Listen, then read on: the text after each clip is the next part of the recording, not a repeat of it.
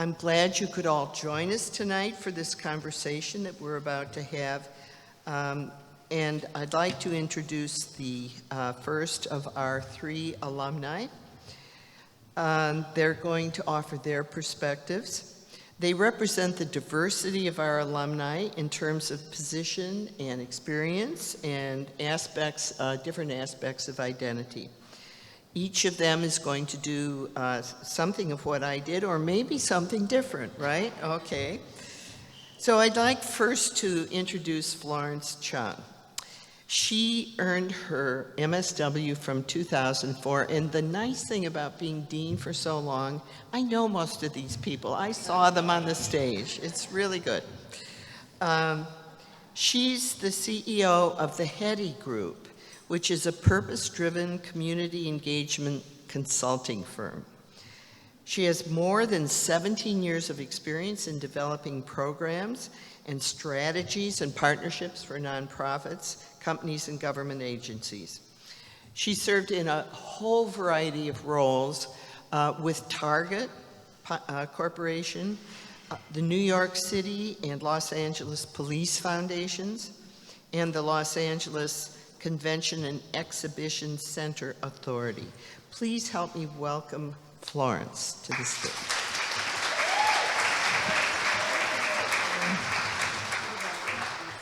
I think I'll stay seated. Can everyone hear me? Good. All right. Well, thank you, Dean. Thank you for the invitation to participate on this panel. I can't hear myself. So can you hear me? Okay. So as the dean mentioned, and I mentioned to her, as I was preparing for the panel and thinking about today's theme, the use of self and identity, I thought, wow, this is going to be hard to frame this up in sound bites within a 5-minute structure. So let me attempt to talk about my identity, and so I actually wrote some notes down because otherwise I could talk for 15 minutes, so you're gonna have to bear with me. In terms of identity, as I was thinking through things, what I realized was that there are, because it was so difficult to distill these thoughts, I realized there are so many aspects of ourselves that are incorporated into the work that we do, into the choices that we make, especially for our careers and in social work practice.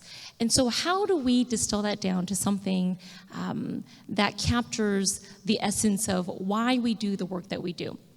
And I'll just share 3 thoughts.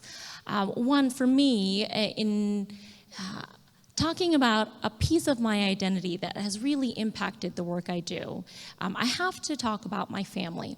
So I am an American-born, Korean-American, daughter of immigrants from South Korea. My parents came here in the 70s, and my dad joined the US Army. And I was born on a military base in Georgia. But I grew up here in Los Angeles, and I love LA. It's all I pretty much know. But with this identity, I always thought, you know, I'm American, but I grew up bicultural because my parents were immigrants. So there was that kind of balance that I had to strike while growing up. And I think a lot of us in Los Angeles and a lot of people in this audience would be able to identify with that. One of the other pieces is that I was a latchkey kid. I was a parentified child. And we grew up financially struggling. It was really hard for my family. My mother didn't know English. My father, you know, could get by. And so that was difficult. And there was one specific moment I remember when I was in college. I was there on student loans, financial aid, and there was a particular season in my family's life where the financial struggle was up here. And I remember when my friends were going to Starbucks to go study. And I would excuse myself from that outing because I couldn't bear the thought of spending $3 or $4 on coffee when I knew my mother was scraping to save every single dollar, and it was literal, to save every dollar. So I felt really guilty going out with my friends, even though I lived apart from them.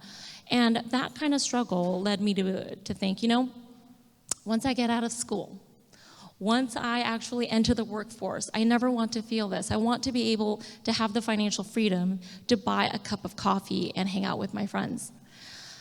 And so all of the financial struggle growing up, it became more impactful when I was in college.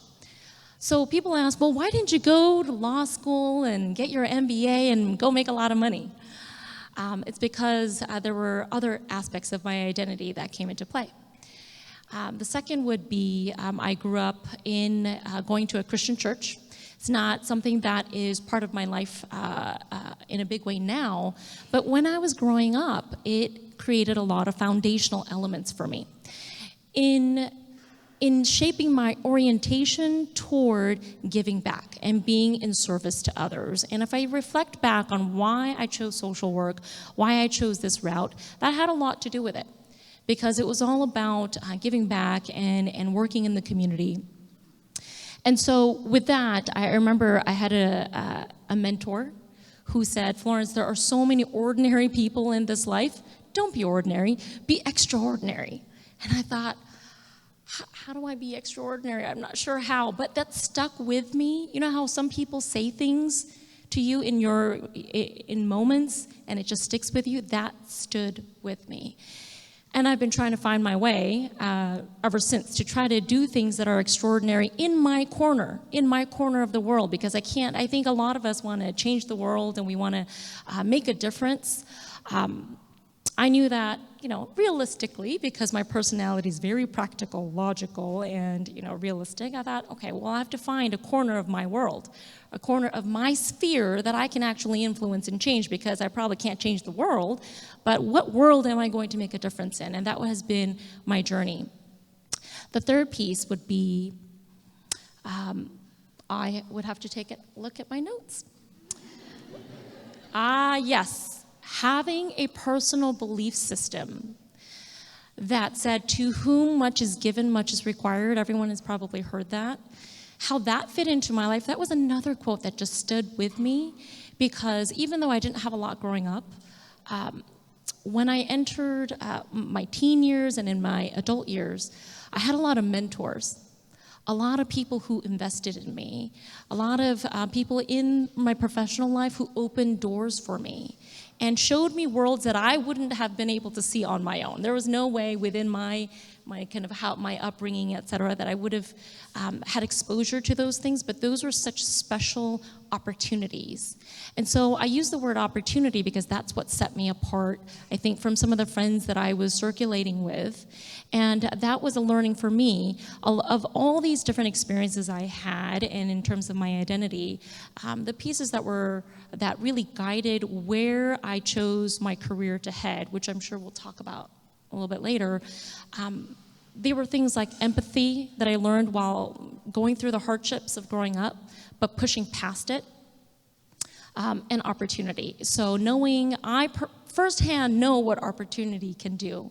And so 3.5 years ago, I had the opportunity to build my own business, and I took the jump off the cliff, said, okay, I'm going to be courageous and take a risk and start my own company. I moved to New York, and I did it. And then I moved back 1.5 years ago.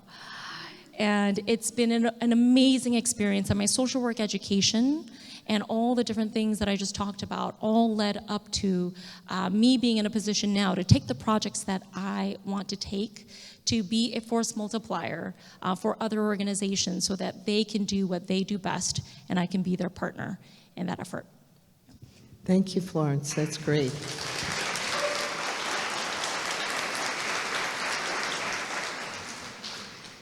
You were talking about being extraordinary, do something extraordinary. When I was 12, I met Emperor Haile Selassie, who was the Emperor of Ethiopia. And what I remember about him was he was extremely short, and he had a very tall hat. It went from here to there. And I thought, this is an emperor. I could be an emperor. Yes. It's so, it pays. You get role models, right? So, thank you very much. So now we'll hear from Bobby Arias, who earned his MSW in 1974. No, I was not here then. And then his Master of Public Administration at USC in 1976. And so a joint degree that was really actually very entrepreneurial of you at that time. Bobby is president of the Communities in Schools of San Fernando Valley and Greater Los Angeles for more than 24 years. His work has addressed problems of school dropouts and school violence. He's held leadership roles previously at USC Learning Center and Loyola Marymount University. And in addition to this, he was instrumental in starting the San Fernando Valley Coalition on Gangs. So please help me welcome Bobby Arias to the stage. Yeah.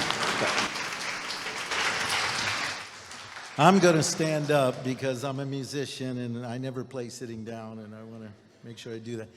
You know, is this my 5 minutes too? Because we've got, thank you, Harmony.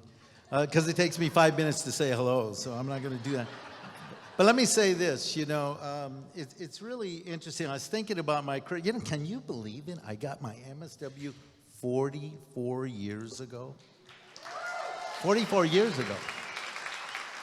And as you can see, I have this button. I hand them out to all my interns and staff, and it says "Be bold" in cardinal and gold, right? Be bold. And that's what I want to impart on you. So in the backdrop, when they have Rocky, my backdrop is "Be bold" to you. I say that to all of you. And I want to say this, Dean Flynn, it's really interesting because I came here in 1972. I know I sound like your parents, right, or grandparents. Yes, we had cars. No computers, but we did have cars. And I got to tell you this, I was an angry man. We were the first class to graduate EOP in 1972. And the beautiful thing about it, thank you, I appreciate that. You know, because it's challenges, right? But the interesting thing was we all congregated and came to USC. Chicanos in medicine, Chicanos in, you know, just public administration, social work. And we went in and met with John Hubbard at the time, and he thought we were going to picket him, right? We didn't pick him. We came in with a business plan, and he gave us the Centro Chicano that's still here to this day, 40 years later. So let me say this to you. So when I came, I was an angry dude. I was an angry man, Chicano Studies 101, you know. Machista to the max. My hair was longer than most people here on the Diaz. And the reality was that what SC did for me was gave me my humanity. They taught me my humanity. And they taught me how to reconcile my anger. Think about this, guys. How 44 years later, I'm still dealing with strength-based, client-centered, deal with the root cause rather than the symptom. You know, just things, ethos that have guided my entire career. And I'm thankful for the university that they were able to give me this. Now, when we talk about identity, how much time do I go? Am I good? 3 minutes. When we talk about identity, it's really interesting because I'm Yaqui Indian on my mom's side, and she just died a week ago at 97 years of age. And I'm a native Californian on my dad's side. He was born here, his dad was born here, his dad was born here. So I always tell people when I'm speaking, if you should feel compelled to tell me to go back to where I came from, I'm already here, you know. So I'm just saying, and I'm saying it with love, and I'm saying it strength-based.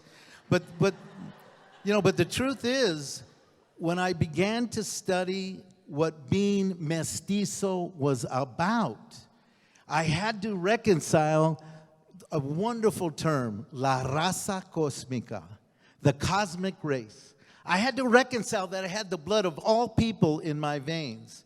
And when I merged that with a strength-based perspective, let me tell you this parenthetically.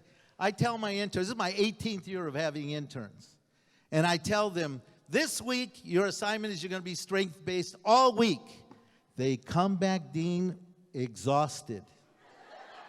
They come back exhausted. And I said, let me tell you this. Social workers, we are bridge builders. This is part of my identity. All right? I have the blood of all people in my veins. I have some humanity now. I thank the university not for telling me what to think, for teaching me how to think. And I ended up saying, you know what? I can cross bridges with everyone. I'm going to build bridges with my career. I'm going to extend my hand, not the fist. I'm going to move from I and me to all, us, and we.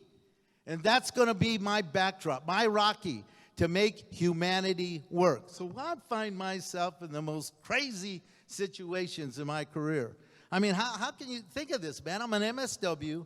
I was the executive director of the Learning Center. I was the athletic director at Loyola Marymount University. I ran the YMCA. I ran the Bilingual Foundation for the Arts. And for 30 years, I've been running communities and schools. What did I learn? What I learned in terms of my identity and humanity, that programs don't change lives. Relationships do. And who's better about relationships than social workers? Us. Right? So I find myself crazy. I'm up for a commissioner right now in housing. Why? Because I'm finding out that the housing situation impacts all constituencies. I'm dealing right now with human trafficked people. We have a tattoo removal program, right? I deal with gang involved, gang affiliate. How would I be involved? I'm the golden boy, right? I've been married 48 years. I married my high school sweetheart. I don't even have a jaywalking ticket. What I learned is you do not have to have led a sordid life in order to impact people in pain. I have blonde-haired, blue-eyed interns come and say, you know, coach, they call me the coach, right? I'm more of a cut man than a coach, but, you know, they say, you know, I don't know if I can relate. I got blonde hair and blue eyes. And I said, let me tell you this. Love transcends all that. Kids know and families know if you are real. And that's what we are learning here at the School of Social Work, to be real. I'm done. So I'm going to end it with this. I think it was Martin Luther King who said, because this is a movement, he said, if you can drive, drive. If you don't drive, run. If you can't run, walk. If you can't walk, just move forward. And parenthetically, I would say, in moving forward, it will bring our profession and humanity a step closer.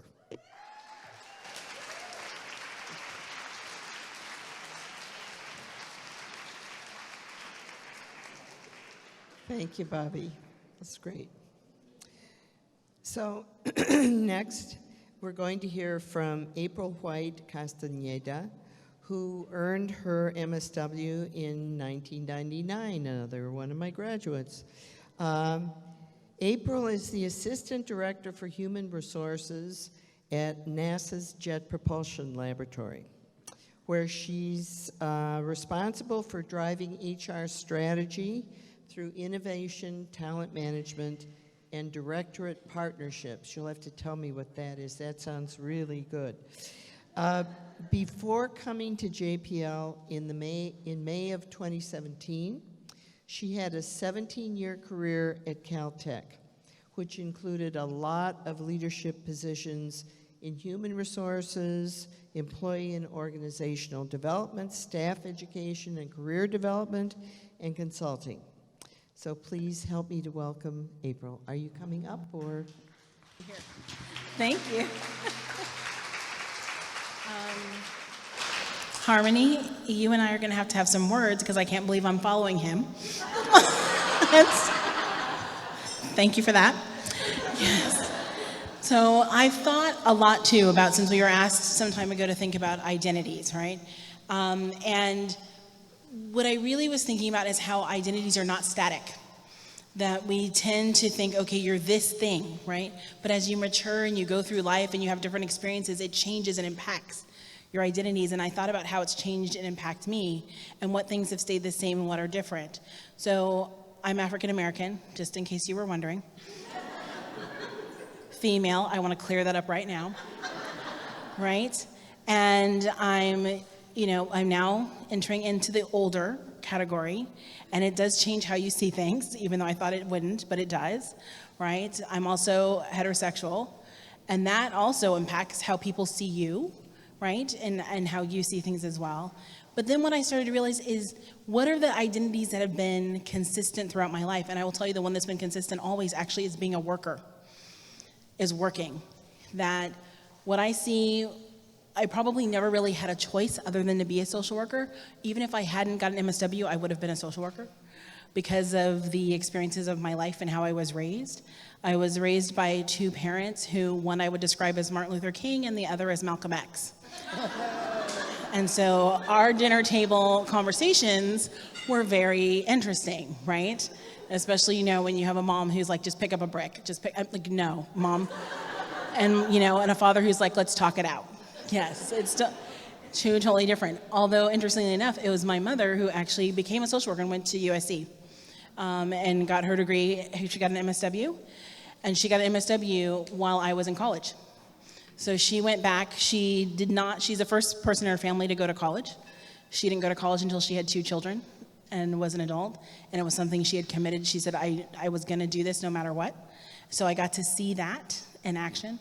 Those kind of conversations we had around our dinner table every night, I'm not kidding you, were about race, gender, community, politics, who we are, what we're supposed to do for other people, what our responsibilities are in the world. So that's why when I say think about I would have been this no matter what, that would have happened because I was raised by people who were social workers before they even knew what social work was, right? And they were raised by people who were like that as well, and that these conversations were really important.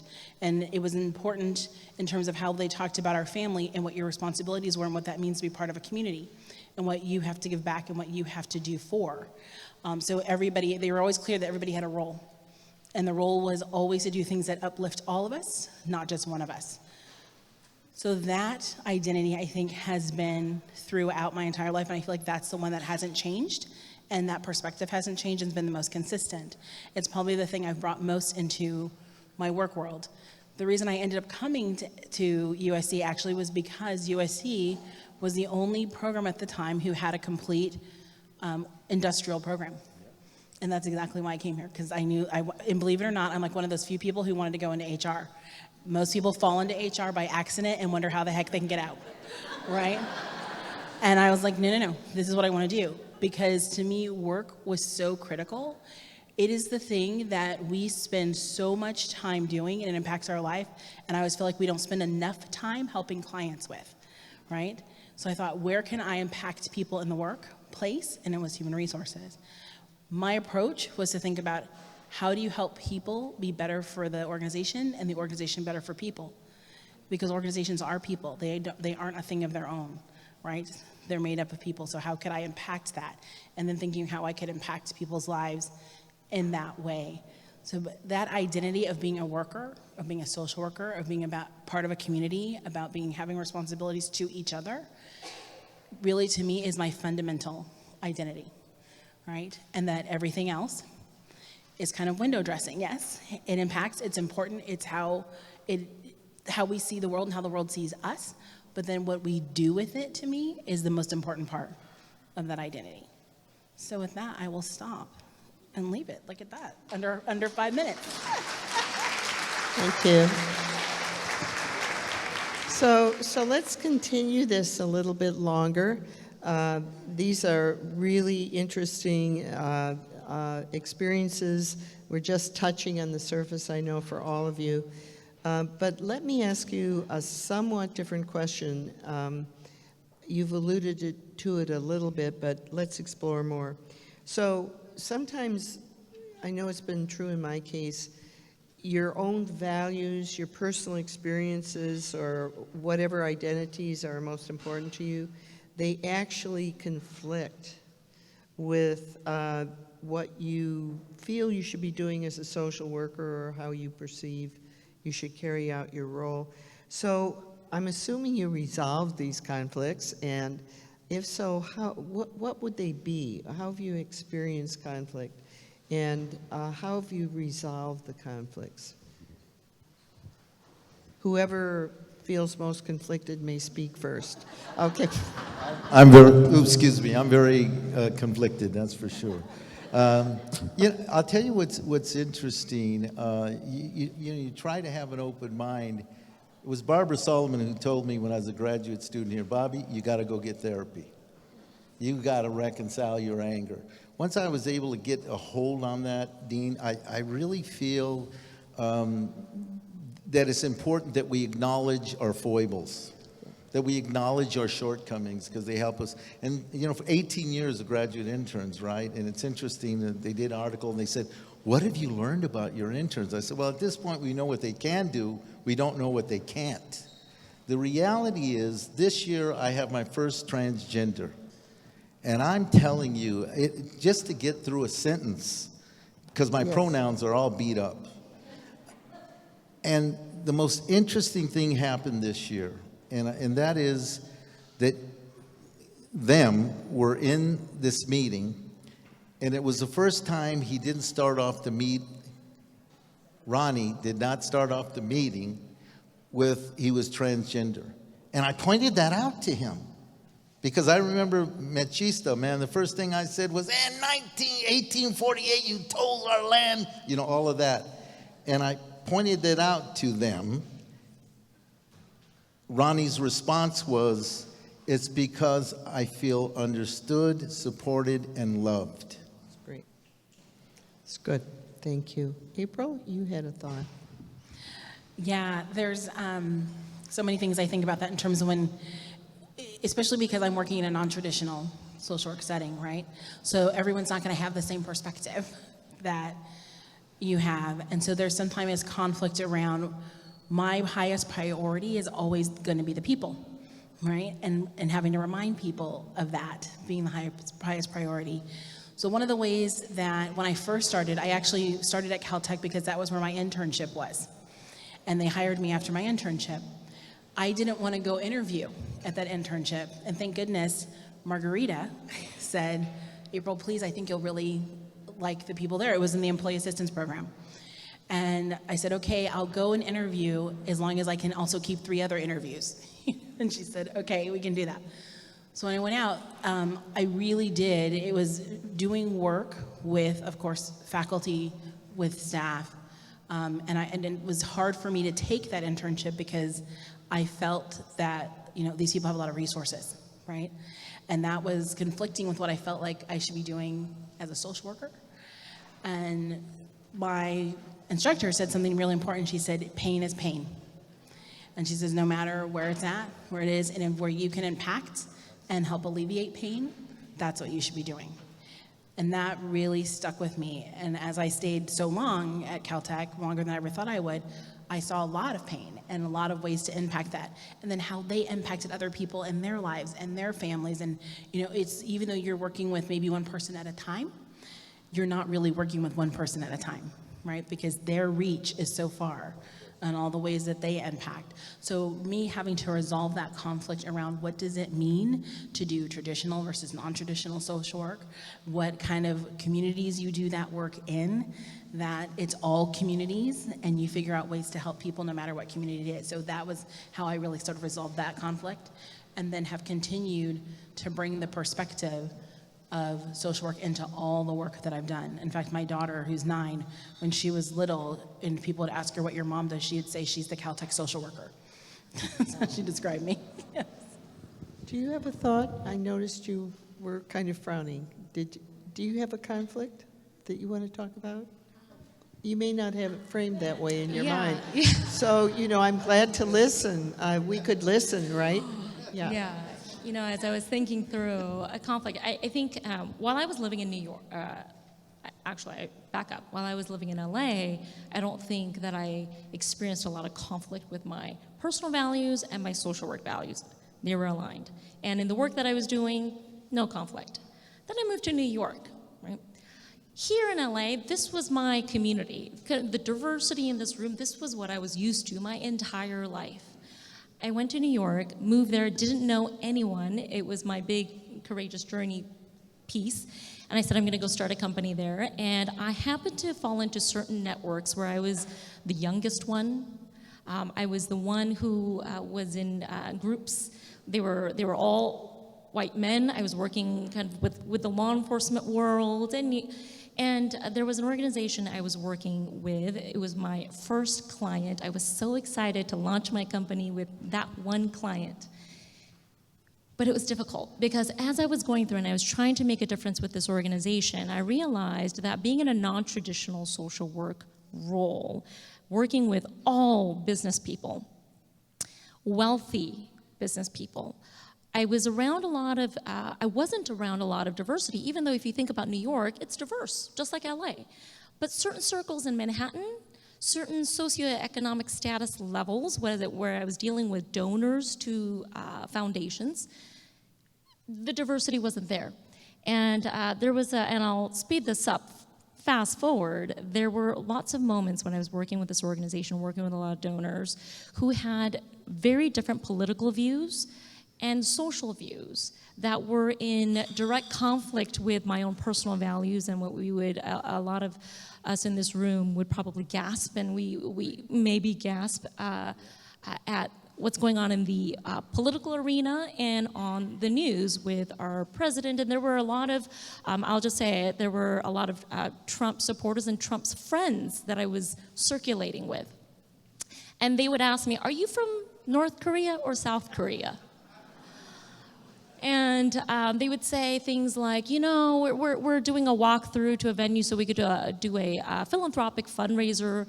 And I would hear things like, you know, we should just get rid of all the Muslims from this country. And this was before the political cycle, before the election cycle. This was years ago.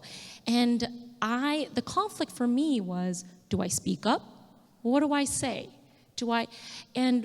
You know, I heard comments about my gender, people telling the organization, the people that I was working with, why did you hire her? She's basically saying she was educated. You should just find somebody else who will just say yes and do what, like a secretary is what they said. So in dealing with this, I thought I could make a change though, from the inside. Right? And I worked and worked and worked, and what I realized, what ended up happening, how I resolved it, Dean, was actually to leave the organization because it was in such conflict with my values, and even though I tried to make a change, once I realized after a certain amount of time that I couldn't make that change, that no matter what I did in that environment, I was the minority in that environment, I was fighting against something that would not change, but I had to also respect the fact that people are different. I had to honor the fact that people just thought differently and had different experiences and had different philosophies. So I wasn't going to come in and I knew I wasn't going to change their mind. They were all in their 60s and 70s and were set. So I could either lose my dignity every week or I could step out. And I just decided to step out. You have to sometimes choose what your next step will be, right? Yeah. Thank you, Florence. So we have just a few minutes left. I have one last simple question for you, which is what challenges do you see in the future for social work? Like 90 seconds for each of you. So just like 2 challenges or 2.5 challenges would be good. Okay, I have one challenge. So one challenge that I think is a fairly big challenge is having social work embrace technology. This is extremely important. It's the way that humans are starting to interact. They're starting to use a lot of technology for our own personal, and we're using it for a lot of social, and the world is going to continue moving in that way, and us really being on top of that, being prepared, embracing it, and reconciling, I think, our social work conflict with the idea that we think that technology makes us less human. I think if we can learn that, yes, how does it make us human? How do humans interact? Technology is made for humans, and we can address that. That challenge would be amazing. Thank you. For me, the big challenge, I think, is who will be the conveners. And I argue that we're the conveners because we have the ability to mobilize people. We have the ability to develop relationship with people. And I'm telling you this, it's interesting. I'll walk out of meetings, I'll look at my interns, and I'll say, guys, this doesn't just fall from the sky. You're lucky it's happening on your watch. There are things that are happening right now in America that I never thought would happen, even with the pain. Look what's happening with mental health. It's no longer intellectually perceived as fluff. Look what's happening with the homeless, with veterans, with foster care. There's so much that's there for you. You know, every Wednesday, I have a speakers bureau, and I bring in MSWs, mainly from SC, and they talk about the breadth of opportunity that's out there. Why not HR? Why not an AD? Why not? I convene LAPD, suppression, prevention, and intervention every month at a church, and we've been doing it for 18 years. So it's time now for us to use the skill sets that you're learning, micro, meso, macro, and apply them to the greater world. Thank you, Bobby. I would say pushing through the politics is going to be a challenge for the profession and not being seen as politicized. And I mentioned this in the context of what's going on in our nation today, as people are being labeled as liberal snowflakes, right? People get labeled and they stop listening to you. And I think the social work profession, social workers have such good work that we can do. We can make such an impact. But if we allow ourselves to get pigeonholed and labeled in such a way where people don't listen to our work or respect our work, then I think it'll undermine what we're trying to do. Some people that I know who are attorneys who, when they found out, my interns will laugh, when they found out that we were having social work interns in our office, what did they say? Liberals, no, I mean, all those labels came out, right? But I think we in our profession need to push through labels to make sure that people understand that the work we're doing is not political, it's not partisan. It's about solving social problems and addressing human need. And that's something that everyone can get behind. So I would love to see everyone embrace social workers and not label us. Thank you. I would just add, I'll take the liberty for being the moderator, and I just add one challenge that I see. I came back from Washington a few days ago where I was with a small group of people who were talking about a book called Democracy in Chains, which has been written by a political scientist and historian from Virginia who is very concerned about the future of democracy in this country. If you ask me, independent of partisan politics, what one thing would unite us all and what role social workers have to play that's central to it, it is the preservation of democracy in these times. It's the grounding for all the values in the NASW Code of Ethics. It's the grounding for what every person in this room has committed to. And if we lose our liberal democratic tradition, we will go the way that social work has gone in authoritarian societies like Chile when Pinochet was in power. Social work is the first profession to go in authoritarian regimes. So saving democracy and supporting the institutions like journalism, free press, other things that we don't usually think of as being the role and the place of social work, I think is our greatest challenge. So thank you all. Maybe there's something else. Danny?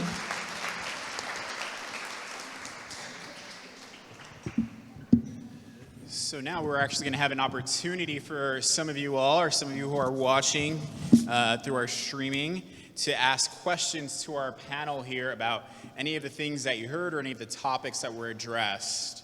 So there is a mic going around, so if you have a question, if you could please raise your hand and someone can bring a mic to you.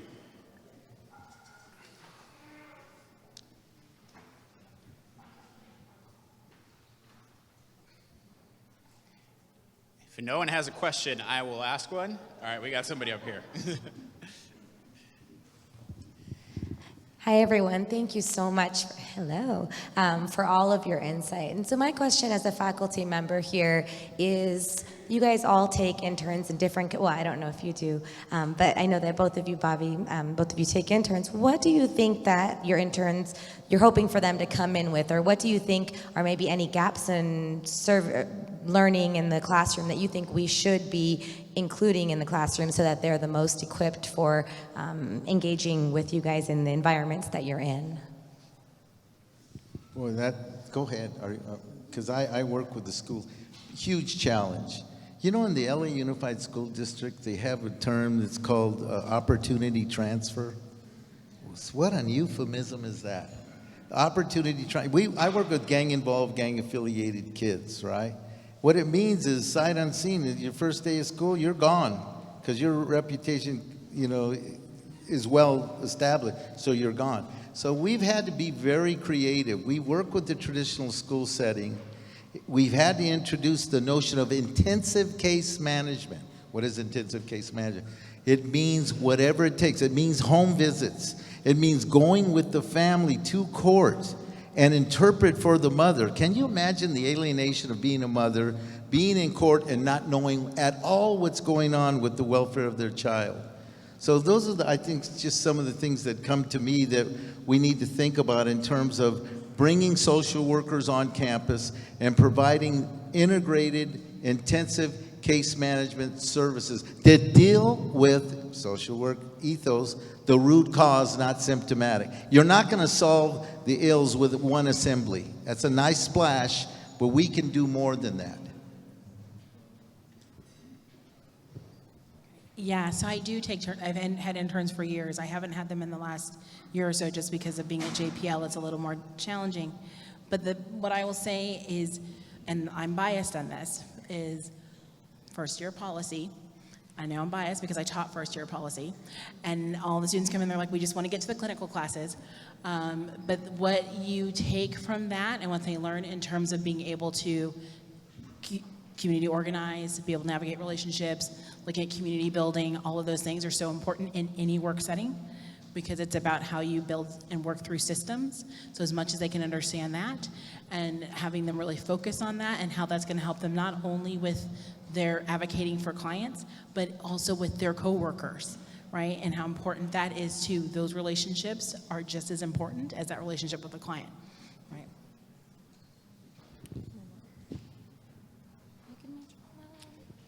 I'll add one word. I'm going to call it segmentation, but those who are in kind of are pursuing non-traditional social work or in macro practice, adding additional support and relevant support, not taking maybe the clinical kind of track and fitting it in, but I think what we can do for students who are looking at macro work is to provide a lot more curated support for their experience.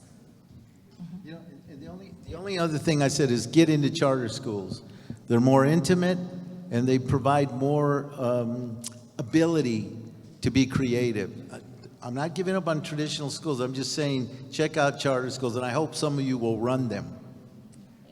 So I think we have time for one more question. I do want to ask one selfishly, so maybe my question and then someone from the audience. But anybody have one last question from the audience? Hi, everyone. I'll be really quick, but I'll be very, very honest. I'm confused right now. And I'm so glad to be here this evening because I'm thinking, what would they think about me? Because in 1 second, I'm thinking, I should be very good in children, youth, and families. And the other session, I said, no, I think I want social innovation for change because it's all about women and children. But actually, I'm a second semester VAC student. I'm a social worker at heart. It's like born a social worker. And this is just a quick question. How do you really translate yourself at the end of the day? How do you determine where you're going to really make the impact and the change? What are you looking for at the end of the day? Because you want to make a difference. And it's all about women, families, and children. Whatever we're doing, it cuts across. So I have people who are seasoned here, and I'm very confused right now. So how do you place yourself at the end of the day to be able to make that difference? Because one at a time, I know we can make a difference. I'll say carve out your corner of the world, and you can have more lives than one.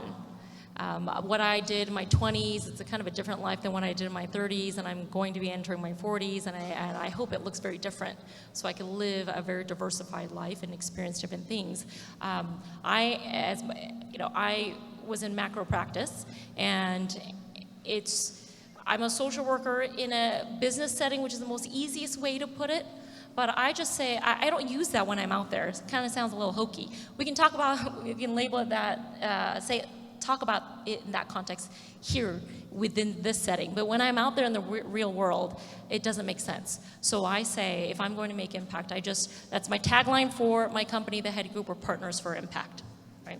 I'm your partner, we're gonna work together to make an impact in the community. Social change, community impact. So whether I call myself a social worker in a business setting or whatever it is, all I know is that I want to be making impact. I'm a 10-year-old trapped in a 68-year-old body. And the truth is, what I'm trying to impress upon the micro students here, marriage and family, who better to impact policy than you?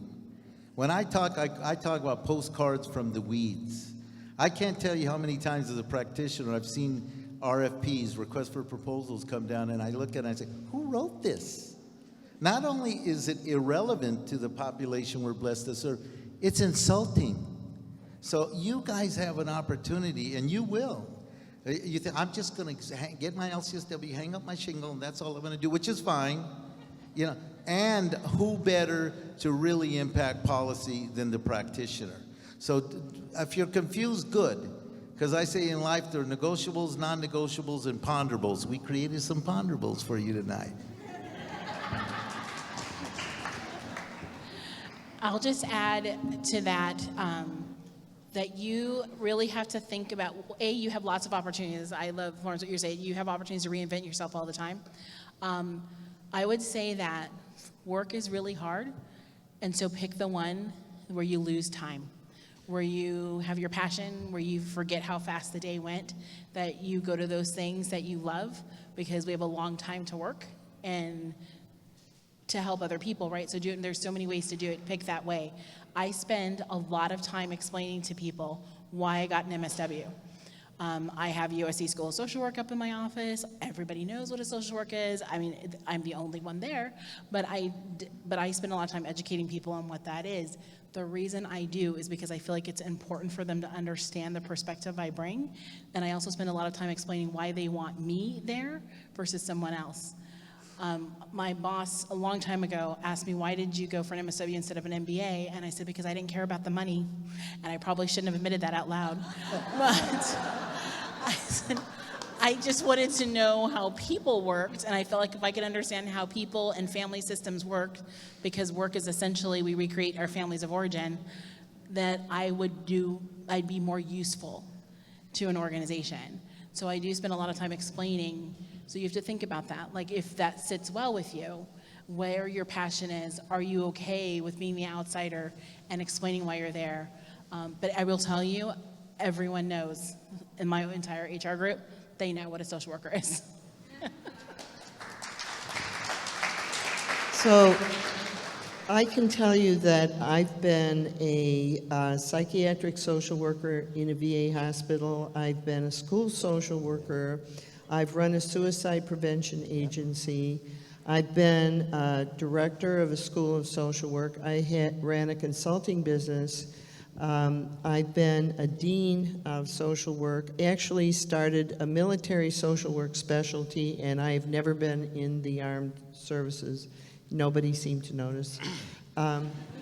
The point of this is that you have absolute fluidity as a social worker, which is why you're here. Exactly. And the other thing is, I would say find the absolute hardest job you can think of that's the closest to the ground, because that's where you actually learn about, no matter where you come from, you learn about the human condition beyond your own.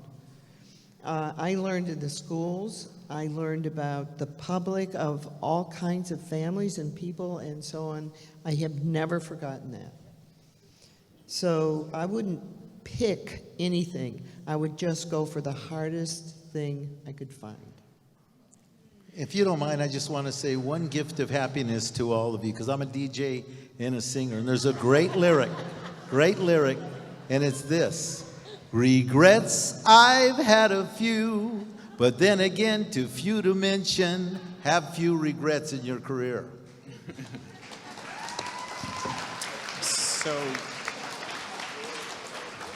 One last question here. Not all of you have to answer it, so don't feel pressure to do that. But you all have an array of experience in different fields and have used your social work skills in those fields. Now, as you consider our social political environment, I know we sort of touched on this, where do you see our profession going in light of that? And how do these topics of identity, diversity, and inclusion sort of inform our practice? Because if we're honest, and if I'm honest with our student body, they don't exist in a vacuum.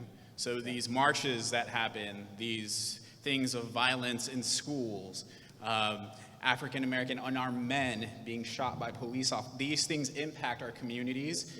It impacts social workers. So how do we sort of navigate that? How does our profession come into those spaces? And these ideas of identity and use of self and diversity and inclusion, how does that inform the practice? And where do you see our profession going amidst this environment? I always got to answer, but yeah, I think I touched on that a little bit earlier, and I think the good dean said the same thing too. Find your niche, because there's a role for everyone to play. And I think what you said is telling as well. You don't have to just play one role. I always use sports analogies. You can bat left-handed and right. You know what I mean? Find them, because it will be compelling.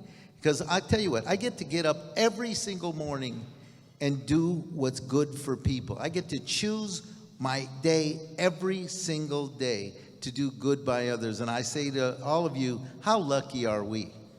Even with all the challenges, how lucky are we? Because you have your rightful chair at the table. And I have my introverts say, but I don't know what to say if I have my rightful chair. Let the clients that you are blessed to serve speak through you. That's my gift of happiness as well for you today. So I think the challenges are great because, as the good dean was saying, the other disciplines are not training, getting the training that we're getting to take on these multiple challenges in society right now. This is a really challenging time for us, right? But I will say that now social workers are needed now more than ever, right? What I see happening is we were kind of lulled into a false sense of security before now, and now we're waking up, right? And this is going to be a fabulous time to me for social workers because people see the criticalness of it. You're starting to see people's own social justice come out and come forward. You're seeing the kids come out and come forward. I mean, my daughter asked me to get on Amazon and order her a shirt that says the future is female. And she's 9, and her friends all talk about gender and politics and ways that I never talked about, even though my family talked about it, I didn't know enough. They know way more than we ever knew, and they have more access to information. So to me, it's gonna be like the rise of the social worker.